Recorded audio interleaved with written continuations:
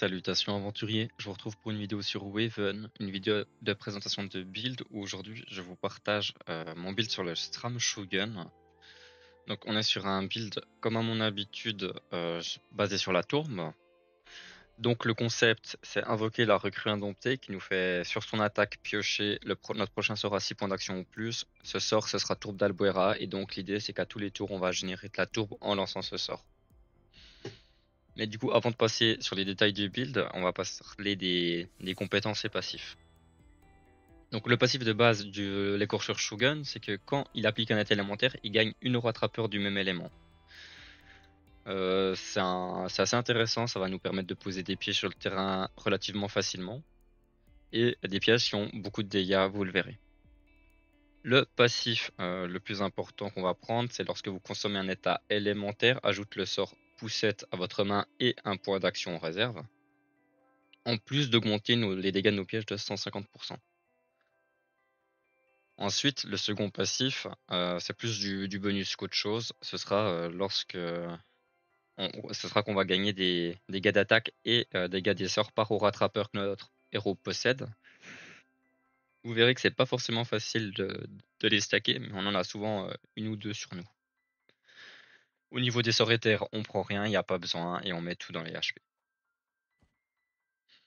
Pour les objets, la classique, hein, anneau blond pour booster les dégâts de nos sorteurs au fur et à mesure que le combat avance. L'anneau KLM pour avoir une chance de réduire le coût de nos sorteurs en plus de leur booster à fond leurs dégâts. Comme on veut jouer tourbe d'Albuera tous les tours, si on arrive à faire baisser son coût de 1 PA, franchement c'est pas mal. L'anneau obscur qui va nous permettre du coup de générer des ouragans afin de gagner des jauges éthers plus facilement et donc d'invoquer nos compagnons plus rapidement. Et enfin l'anneau Rouboros, parce que c'est l'anneau qui nous donne le plus de magitaire, mais si vous ne le possédez pas, vous pouvez facilement le remplacer soit par l'anneau ordure, soit par l'anneau d'éther. Pour le brassard, on prend un brassard de lame rocheuse qui va nous permettre du coup de monter nos jauges plus rapidement. J'ai fait pas mal de tests sur les brassards. Le brassard de traversée rocheuse est vraiment pas mal également. Alors il va être beaucoup plus offensif, étant donné qu'on va pouvoir traverser des ennemis, leur mettre des états élémentaires et donc gagner plus de rattrapeurs que ce qu'on va en dépenser. En plus de cela, ça nous ajoute de la mobilité, c'est vraiment pas mal. Ça nous permet de poser des états boueux pour Marcus. Marcus qui va consommer des états boueux du coup en auto-attaquant. J'ai joué avec les deux d'ailleurs, on peut le voir là, celui-là c'est exactement le même build sauf que il y a le brassard de traversée rocheuse dessus. Je fais quelques tests, mais pour l'instant je suis plus convaincu par le brassard de lame rocheuse parce que le problème de l'autre ça va être qu'on est obligé, en fait on est dépendant du placement des ennemis. Si on n'a pas d'ennemis pour proc ouragan, on va en fait monter nos jauges tellement lentement que c'est pas intéressant.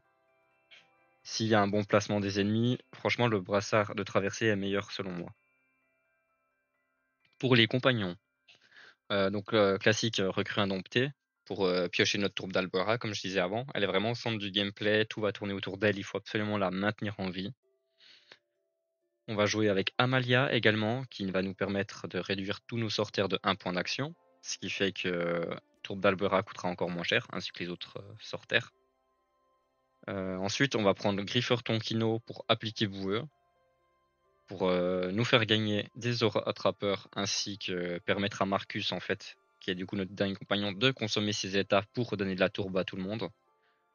Marcus, c'est la seule source dans le build qui va consommer les états. Comme on a vu ici, quand on consomme un état élémentaire, on a un sort de poussette et un point d'action en réserve. Donc Marcus, il faut vraiment le maintenir en vie parce que c'est vraiment la seule source qui va nous donner cette poussette pour permettre justement de pousser les ennemis dans les pièges. Au niveau des sorts, on va chercher beaucoup de sorts à bas coût, comme par exemple la pulsion, qui est vraiment magnifique parce qu'il va nous donner du placement, un point d'action en réserve, donc c'est vraiment top. On va jouer avec Erdalbuera qui va pouvoir aussi faire du placement. Ensuite, deux petits sorts à deux, dont un piège. Au niveau des sorts terre, on a le piège à 2 PA aussi, le petit sort à 2 PA qui pose un état élémentaire, le quoi gagner un bouclier, le gros sort à 5 qui pose un état élémentaire, et enfin Tourbe d'Albuera qui est du coup au centre du gameplay comme je le disais. On a du coup dans les sorts 3 sources d'état élémentaire, donc un total de 3 auras attrapeurs dans les pièges, pardon, dans les sorts, je vais y arriver. Et on aura du coup, pour poser des états élémentaires, le griffeur Tonkino.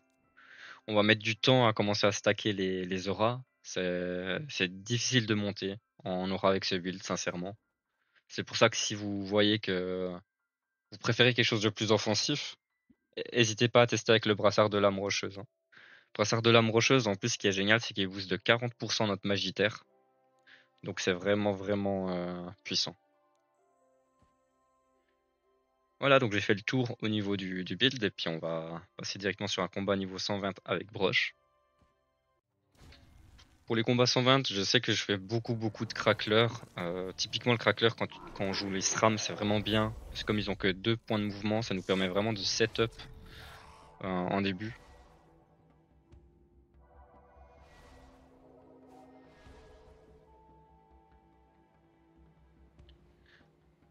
Voilà, donc on va commencer à stacker les jauges.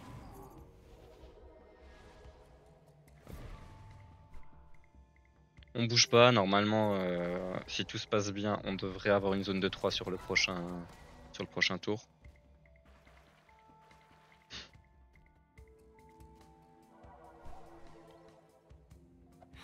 Voilà. Alors,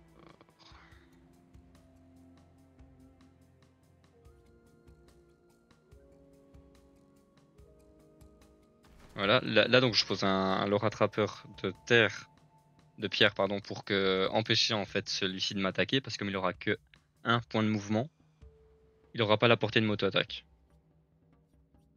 Sachant que du coup, la trappe de pierre ne va pas activer nos ouragans. C'est un sort éphémère, donc il n'active pas les ouragans.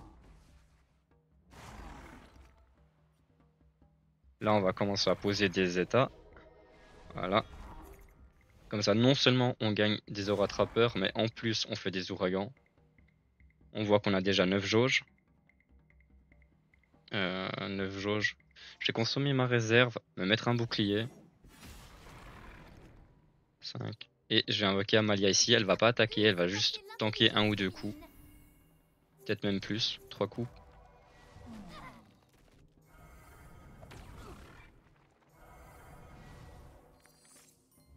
C'est vraiment l'avantage d'Amalia, c'est qu'elle tank très bien sur son tour d'invocation sans qu'on ait eu besoin de faire de la tourbe.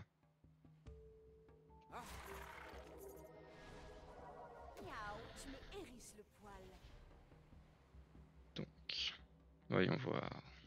On va faire.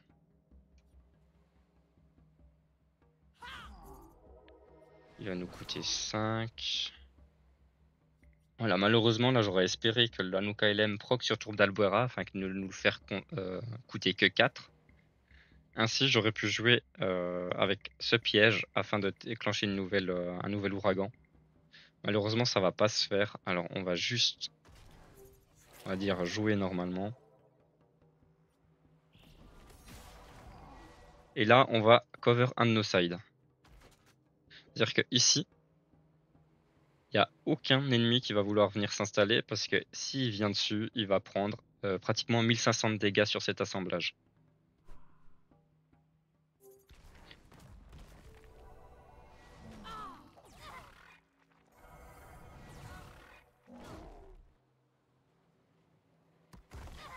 Amalia, généralement, on la fait pas trop attaquer sur les cracklers pour. Alors, on peut, mais en fait, ça va facilement booster les deux cracklers là quand on a un crackler allié subit une attaque plus 10% d'attaque. Et pour le peu de dégâts qu'elle inflige, je trouve pas que ce soit très rentable à faire. Alors, comment, comment je me crée une zone de 3 du coup? Parce que maintenant, je peux envoyer Tourbe d'Albuera plus le piège Stram, mais je n'ai pas de zone de 3. Et ça c'est embêtant.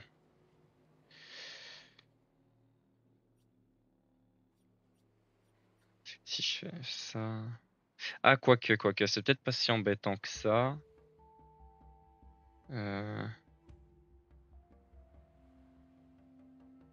Ok, je suis pas du tout sûr de moi, on verra ce que ça donne.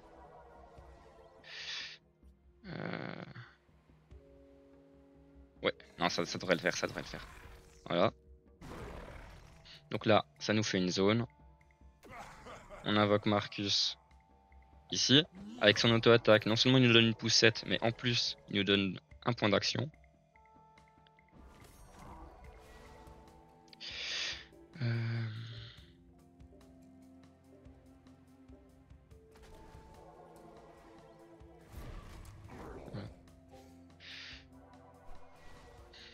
J'aurais pu pousser celui-ci pour le tuer, ça aurait été carrément plus rentable. Seulement j'ai vu qu'il me restait plus beaucoup de temps à jouer et j'avais pas envie de calculer les dégâts et j'avais peur d'overkill. C'est pour ça que j'ai poussé la broche. Mais du coup c'est pas de la perte de dégâts. Ça reste tout à fait rentable comme move. Donc j'invoque Grisher Tonkino. Là je vais le faire attaquer depuis cette zone. Dans le doute aussi critique. Voilà, il va nous donner 2 Aura Trappers au lieu d'une, vu qu'il va également appliquer sur les ennemis adjacents. Voilà, je vais créer une zone d'ouragan pour booster encore notre magie.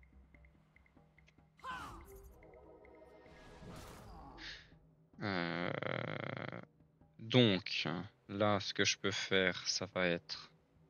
Ça tape du combien? 805. Bah, je vais tuer celui-ci.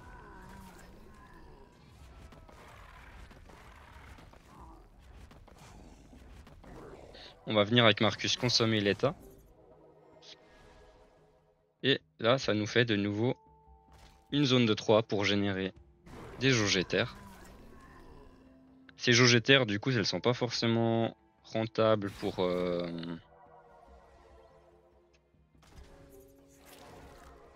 Elles sont pas forcément rentables pour les jauges en elles-mêmes, mais elles vont permettre de booster nos dégâts de la tourbe, étant donné que plus on a généré de jauge durant le tour, enfin durant le combat, plus on va faire de dégâts. Donc maintenant on n'a plus du tout besoin d'ouragan, normalement les 20 jauges on les a déjà faites.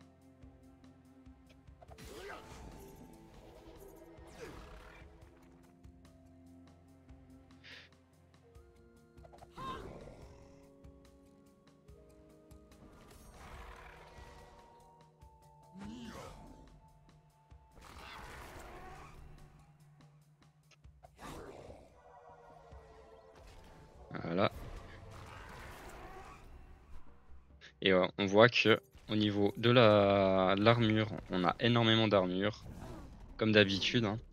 En plus, là, du coup, sur ce combat, comme j'ai pu faire très, très rapidement des ouragans, j'ai pas pris si cher sur mes points de vie. Souvent, je descends plus vers les 400-500 points de vie avant de commencer à générer de la tourbe en suffisance.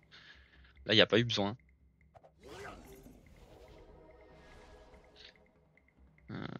Alors, voyons. Tac.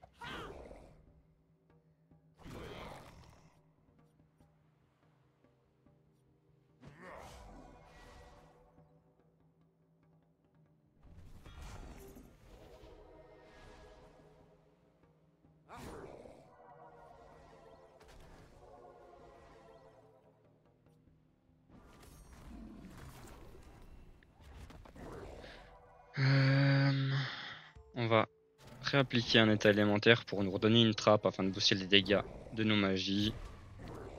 Voilà, je le pousse dans le trap. Un seul trap, hein, soit 667 de dégâts. Donc vraiment, le build est vraiment très offensif. Voilà. À aucun moment j'ai été en danger. Et ça s'est plutôt bien passé. Alors certes, c'est pas un combat des plus rapides. Mais ça permet vraiment de faire énormément de contenu sans trop se prendre la tête. Voilà, le seul problème, justement, comme je disais, c'est qu'on va avoir de la peine à stacker nos Aura Trappers pour booster nos magies. Seulement, les autres ne nous intéressent pas vraiment de passif. On aurait vos trappes élémentaires, applique l'état élémentaire correspondant. Ça ça peut être ok. Après, souvent, les trappes, on préfère les utiliser en one shot ou en protection. Tant qu'on a des trappes à côté de nous, les ennemis vont éviter de se lancer dedans. À part par exemple si vos trappes font du 1600 de dégâts et que l'ennemi lui reste 400 HP et tous les autres ennemis autour il leur reste 1600, bah lui il va aller sauter dans la trappe pour se suicider pour éviter que vous fassiez les pleins dégâts sur un autre ennemi. Autrement, on va vraiment, ils vont vraiment éviter d'entrer dans vos pièges. Pour ça, moi, je vous conseille plutôt la puissance Shogun. Ça booste quand même un petit peu vos dégâts de sort. Vos pièges vont faire beaucoup plus de dégâts. Et justement, comme dit, si vous voulez une variante un peu plus offensive, brassard de traversée, c'est vraiment vraiment big. Il faut juste espérer avoir des bonnes zones. Donc voilà, j'espère que la vidéo vous a plu. Je vous retrouverai bientôt pour une nouvelle vidéo, probablement encore un build basé sur la génération de tourbe avec recrue indomptée, étant donné que c'est vraiment mon kiff de jouer ce build sur les différents persos qui en bénéficient pas trop mal. Il y en a encore quelques-uns que j'ai fait, que j'ai pas encore présenté.